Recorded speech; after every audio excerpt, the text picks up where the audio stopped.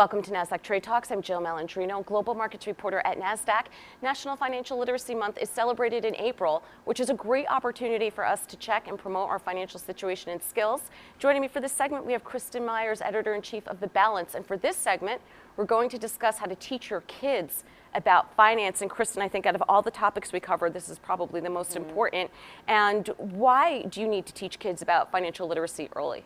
Well, there's a couple of reasons, Jill. So the first and foremost is you want to make sure that when your children do get older, they don't keep relying on you for money and for those, financial decisions. The second reason is that you want them to develop a really healthy relationship with money, and that if you start early, you can really help define that perspective that they do have on money and their finances. And then the last two things that you really want to think about is that when they are an adult, going into debt is a really, really bad situation that you want to be in. So you really want to take advantage of some of those opportunities to teach them some of these lessons, but also to make sure that they're taking advantage of all the financial opportunities that's available for them. And then lastly, when you start early and you teach them early, it means that they can be really confident with the financial decisions that they will be making later on in life. How do you start teaching your kids about money?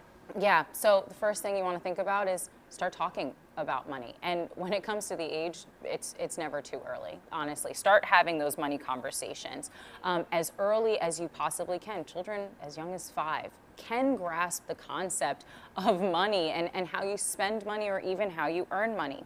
And then the last thing that you want to think about is let them learn. Give them some boundaries, set some limits so that you can allow them to learn. And that also means letting them fail sometimes or letting them make mistakes, but within a far more safe environment when they're young as opposed to a little bit later. Do you have a checklist for parents? We do.